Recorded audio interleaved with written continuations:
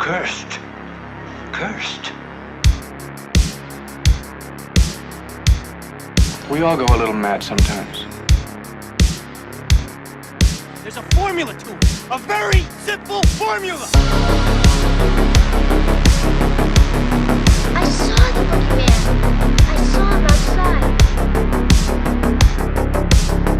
What's your favorite scary movie? Hey everybody, welcome into a brand new episode of Tomb of Terrors with me, Old Man Brad. Whether you are new to the show or returning for another episode, thank you so much for giving me a listen. If you love the show, drop me a review on your favorite podcast app or become a patron, patreon.com/oldmanbrad. Make sure you follow me on social media over on Blue Sky and Instagram. Just look for Old Man Brad. And of course, make sure you follow me over on Letterboxd so you can see all the watches that I do. So this episode, I am really excited for this episode. I'll be talking about the new film Mārama, which just came out in theaters April 17th. If it's playing in your area, go see it. This is a film that I talked about last year as part of Fantastic Fest. Talked about it briefly in my coverage of the festival. It was one of my favorite festival watches from last year, and I've been waiting for this movie to get released. And here it is. And I had the opportunity to talk with the writer and director of the film, Taratoa Stappard. Super excited that I was able to chat with him.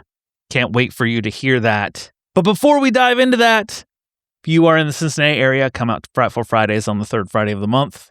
So thankful to be partnered with the Esquire Theater to host a horror screening once a month. We just had our screening of Lucio Fulci's Zombie last week. It was so awesome to see it on the big screen. We had a great turnout. Everybody loved it. Quite a few people who had never seen it before, which is always awesome. I love that people get to experience older movies like this up on the big screen for the first time. Make sure you come out next month on May 15th. It's not locked for sure yet, but I'm hoping. We're going to be playing one of my favorite rip-off cheesy zombie movies because we're doing 3 months of Undead.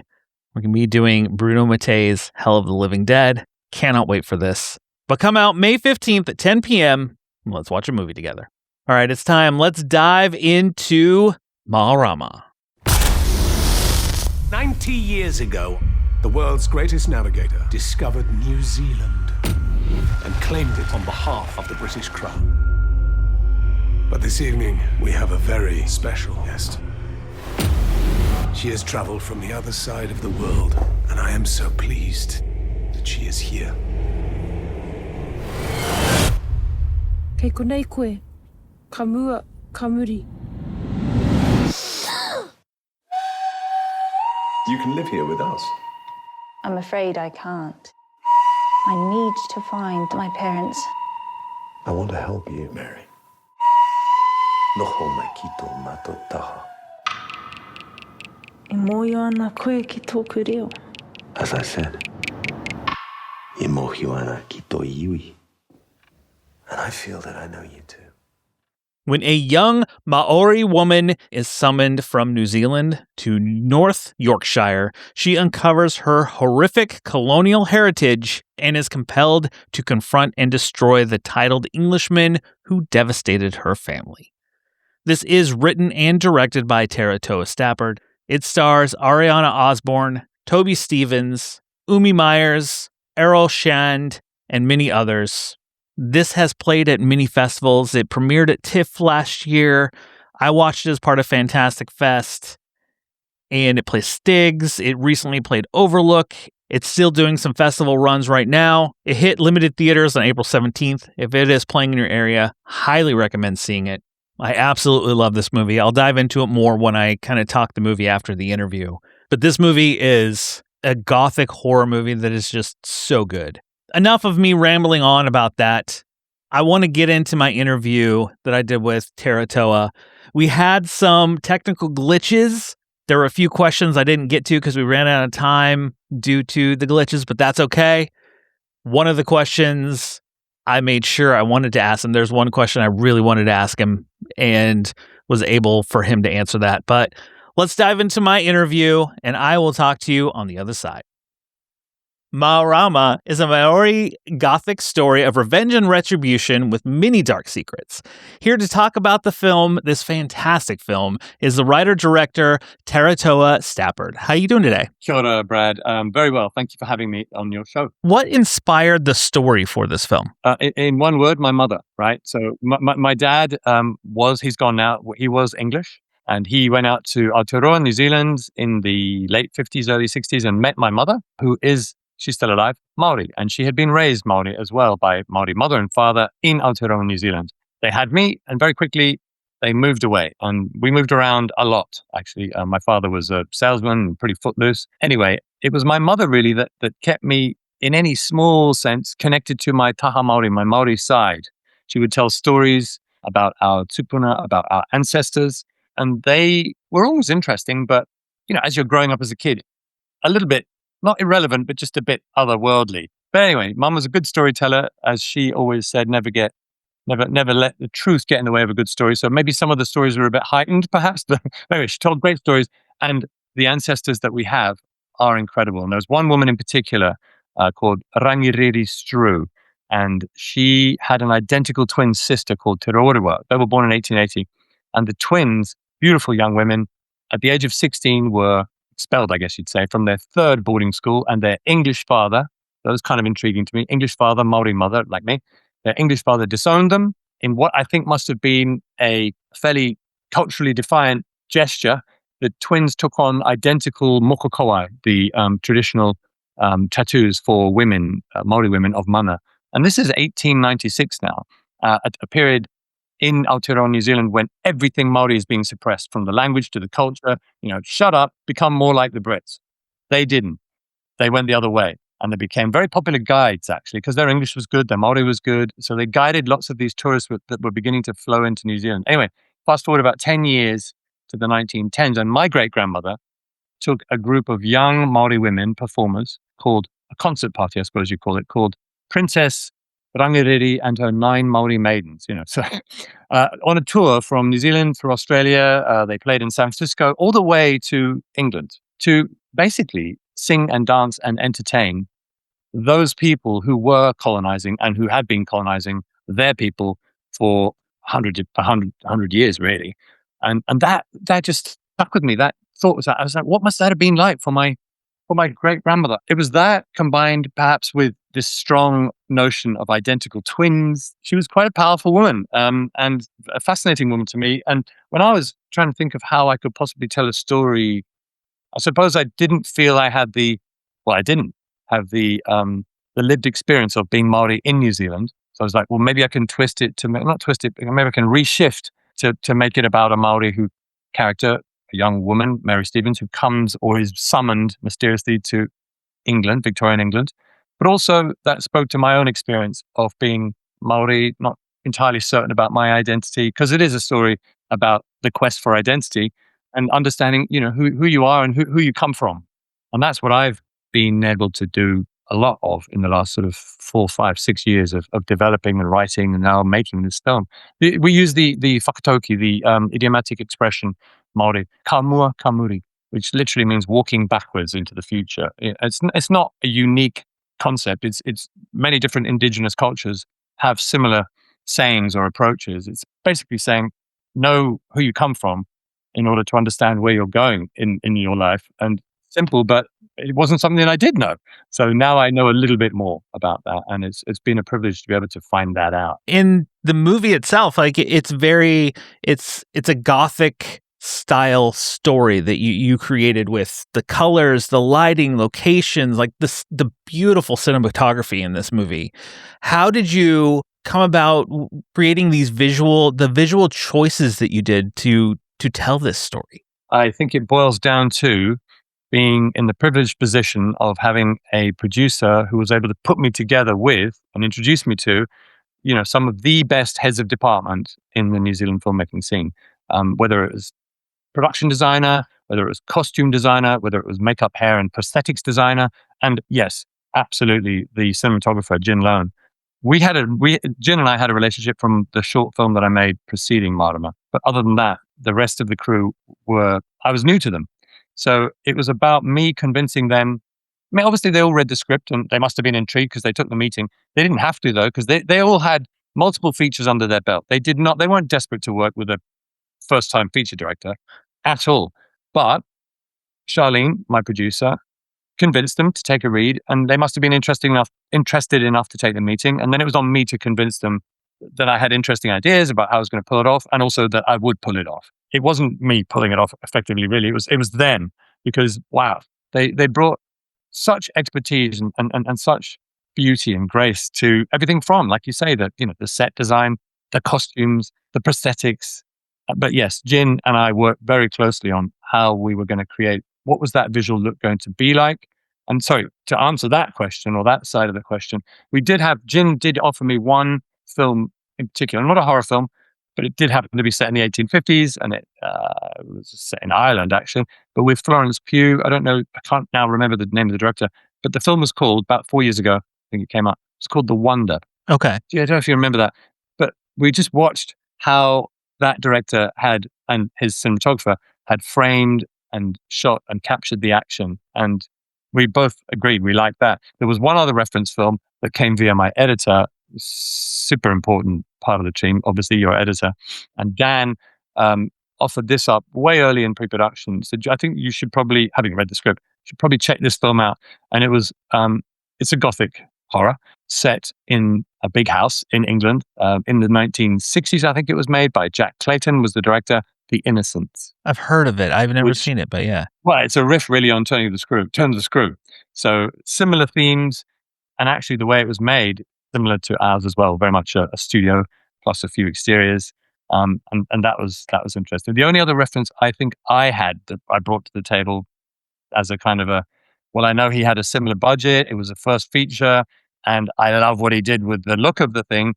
Totally different story, but still, it felt credible and authentic and interesting and captivating visually, was The Witch, or The Witch, whatever you want to say, by Robert Eggers. Yeah. His feature, we had a similar budget. He had a similar shoot schedule. I found all this out. So like not massive budget, relatively modest, but also not crazy budget. Like we had a decent budget for a first feature, both of us. And I loved what he achieved with The Witch. Whether you like the film or not, I like it. And that was also a bit of a reference, I suppose. Yeah. Okay. And the cast that you have, Ariana Osborne, Toby Stevens in them. One I want to talk about is Ariana. There's one pivotal point in this movie where she performs the haka. Yes. And I've seen the movie twice now, and both times it's one of that scene in particular just like draws you right into it. What was it? Can you speak to kind of setting up that pivotal scene and what the energy was like on set that day that she did this? Yes. Sorry, I thought you were going to ask about why a haka, but I knew from early on that I suppose I didn't quite know the location of the moment in the script at that stage yet, but I thought in my head I knew this is a story of reclamation and vengeance. There's going to be a haka. Because if you can just Google haka and you can either watch the All Blacks do it or you can watch school children do it. But I defy you to not have a tear in your eye. They're so emotive and they're so powerful when they're done well. And Ariana smashed it. She smashed it out of the park on that day. We had 2 days scheduled for the party scene, and they were by far my most challenging days of shooting because you got 25 extras, 6 cast, lots and lots and lots of costumes, makeup, hair. And a lot of pressure from production. Don't hang around. If you go over time, you're going to have to drop a shoot day, blah, blah, blah. And they were quite right to say to me, get on your A game. So there was a lot of pressure, but we had scheduled the shoot of those 2 days to happen sequentially. It made complete sense. We wanted to shoot things as they were happening during the party to give Ariana and the other actors the experience of the build, but especially Ariana. So the haka, which is in her case, is not performed, it's delivered as a riposte to everything that she's witnessed previously, to all the insults that she's been facing throughout this party. We'll leave it at that. But as she performs it and she unleashes on it, like for me, that wasn't my area to tell her how to do that haka. I knew which haka she was going to do because we had to compose one specially. You wouldn't appropriate a haka from any old, group because that would be an insult. So we had to compose one. But in terms of how she was going to perform it, I had no idea because that's not for me to tell her how to do that. that was for her to work on very carefully with the wonderful cultural consultant we had, a woman called Ngāhuia Kopa, who helped Ariana with reo, her language, with the accent that she was going to use, her movement, but especially the choreography of the haka. And when she performed that haka, all I told her was, this is a set. I'm not doing anything. There's no close-ups. There's no nothing. It's just a one shot. And we were all agreed on that. It had to be. We could have gone in for close-ups and stuff, but why mess with it? It's just perfect. So we went wide-ish. I gave her the parameters. You're within that space. When you're ready, go. And she did. Performed once, and it was absolutely astonishing. I was weeping. I said, I have no notes. Is there anything you want to do, or we can call it a day? I call it a scene over. And she just took it. She glanced over at Ngāhuia, who kind of said, over here. And they went over and they put their heads together for about 5 seconds. And then Ariana turned and came back and went, she said, one more, please. I was like, oh, am I changing anything? Do you want me to? Said, no, I'm ready to go. Let's one more. Everything's the same. One more. Right. Clear up. Everything's ready. Put the glass back in, bang, bang, bang, sweep the floor. And she did it again. And it was even better. And again, I'm weeping. Called rap. That's it. I can't think of anything else. Can you? Looked over. Ngāhuia was like that. So it was like, fine, rap. And of course I had to go over to Ngāhuia and I asked her, I was like, what the hell did you say to her in 5 seconds? And she said, oh, nothing major. I just reminded her to weaponize the dress. I was like, what? And she said, just look at the 2 takes. We only did 2 takes. Look at, she'll see what I mean. And of course, I looked at the 2 takes many, many, many times. They're incredible. And the first take is beautiful, but she doesn't touch her dress. And then the second take, she grabs it at one stage, if you remember, I don't know, and she wields it like a club. Mm-hmm. She uses her dress. She weaponizes her dress. And I will say, like, watching it on film, like, that is the moment in the film where I'm just like, my eyes, I couldn't take off screen. It was just like, I'm in. And then everything else happens after that. But with that, she did it. What was, you mentioned your reaction to it. What was the rest of the set like after she did this? Oh, I was too busy crying, but I do remember people clapping. There was applause, respectful applause, as opposed to the applause that happens. But no, and fair enough. And I think there was just a big sense of relief because although it was just one line in my script, Mārama performs a haka of incredibly powerful defiance, something like that. Mm-hmm. But, what does that mean? That could be anything. But I feel like Ariana really pulled it out of the bag in conjunction with the work that she'd done with Ngāhuia. But the weaponizing the dress, when I spoke to Mum, so I was just going to finish this point about the haka. My mother said, who grew up, visiting the marais, the meeting houses, and listening to Māori relatives or other people, other Māori speak. She said it was annoying for her as a young girl because whenever there was, not all the time, but mostly when people got up to speak, and it was mostly men, they were the ones that were allowed to have I'm not going to say props, but the important items, artifacts to hold, whether it was a staff or a club. And the women were never given anything. That wasn't appropriate for a woman to have anything to hold. So what some of the elderly women did, Mum told me, and she recognized it immediately in what Ariana was doing with her dress. They would take a handful of the reeds in their dresses, and they would slap their thighs with them, to make a point. And that's what Ariana was doing with the red dress, having been directed to. So I wouldn't have known to give that direction. Of course, I was well outside my expertise, but that's why you surround yourself with. Well, I did surrounded myself with experts, and when they gave me offers and they made suggestions, you take it, and you work it into the film, and that brings hopefully a bit of extra authenticity for those people that know, and for those that don't, hopefully they're just seeing something that's like feels real. They might not know why, but it feels extra real because it was. Yeah, it's a powerful moment. Yeah, absolutely is. Thank you. Now the film, you premiered at TIFF last year, and it's played like Fantastic Fest, Stigs, and most recently at Overlook. What's the festival kind of run been for it, and how have audiences kind of reacted to the film? I couldn't have asked for a better festival run. We've now played 25, I think, festivals. We've got another 10 to go. I've attended personally. I've been at and presented and done Q&As at 12, I think, festivals at last count in 9 different countries. To be able to watch the film with a Norwegian and Sami indigenous audience in the Arctic Circle, to be able to watch it with a largely Hispanic audience in Los Angeles, these different audiences, it's fascinating what you learn. And the other balance that's been interesting is between the more, should we say, formal festivals like TIFF, like Stockholm, like Zurich. Those are kind of broad, prestigious festivals. Mhm. And then equally prestigious in their own way, but a bit more niche, you have something like Fantastic, or which I didn't actually get to, but never mind. Sitges I went to, amazing festival. The Brussels International Festival du Film Fantastique, the International Fantasy Film Festival, Brussels, that was crazy. Those people are genre specialists. They love their genre, and I think some of them were a bit surprised. We even had conversations. Is this really a horror? And I would say, well, you can think what you like, but I wrote it, I directed it, and I'm calling it a Māori gothic horror. There's never been one of those before, so now you've got one.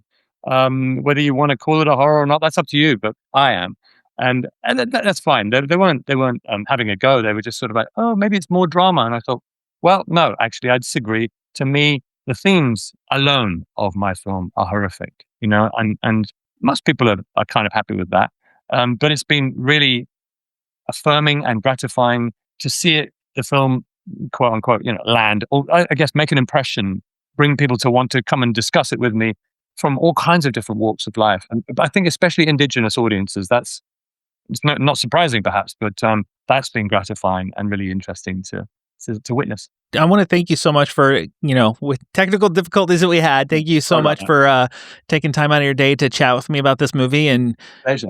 Honestly, this was my favorite watch of Fantastic Fest last year, and getting to rewatch it again. It's a very powerful, moving film that you made.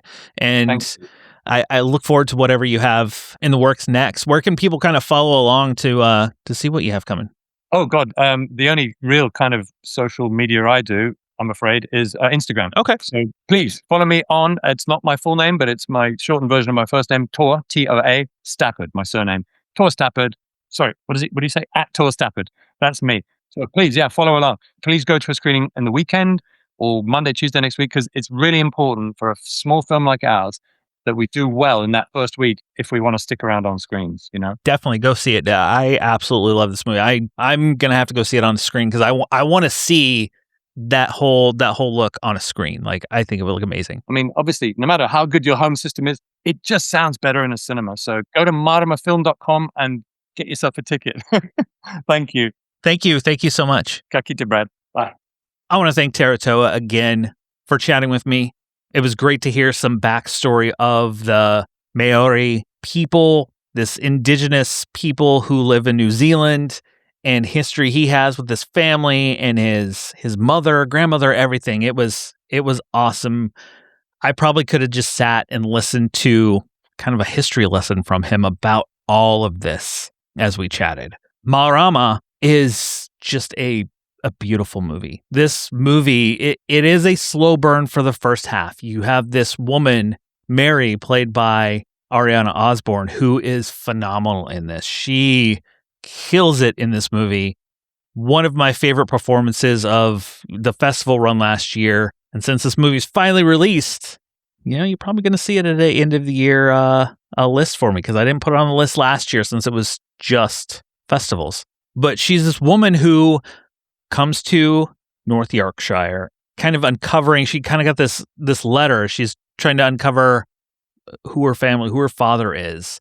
And as you kind of go along, you kind of see there's this darker story in there that she kind of is piecing out more and more as she's seeing what they've kind of done to not only her heritage, her peoples, how they are treated, how people feel about it. It leads up to this one powerful moment in the movie where the movie itself just kind of switches gears from that moment, and it just hooks you in. I mean, I watched it last year for the festival, and I watched it again right before the interview.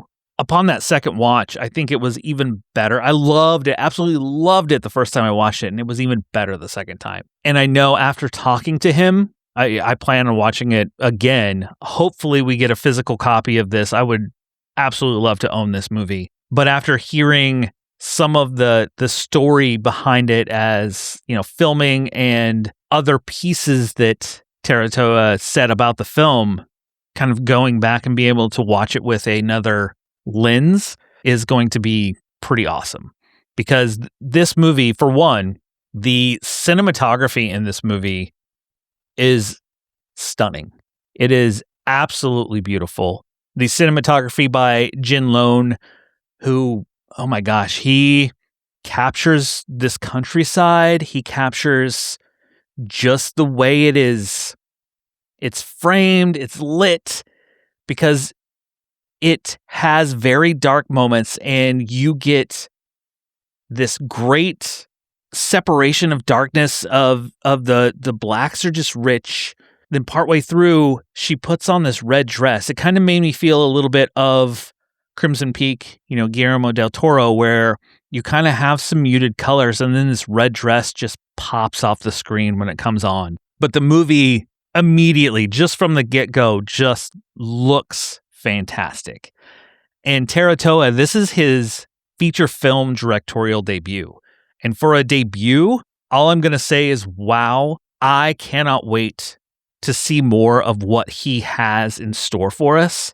I did read that this is the first, he has a kind of a trilogy of Māori gothic horror stories that he wants to do. Boy, I cannot wait to see what some of the other stories will be.